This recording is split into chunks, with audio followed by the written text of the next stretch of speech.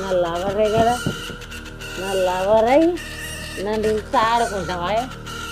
ఈ శివగాంతో పెట్టుకుంటే నీ సంగతి ఏం చేయను గద చేస్తనే. నీ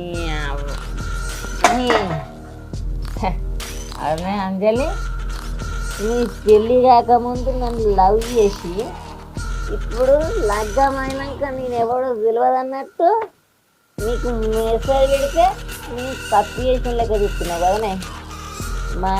నీ పెళ్ళికి ముందు నేనే లవరని నీ మొగునికి చెప్తా, నీ సంసారం ఇటు కాకుండా చేస్తానే. ఈ శివగాడంటే ఏందో నీకు చూపెడతా.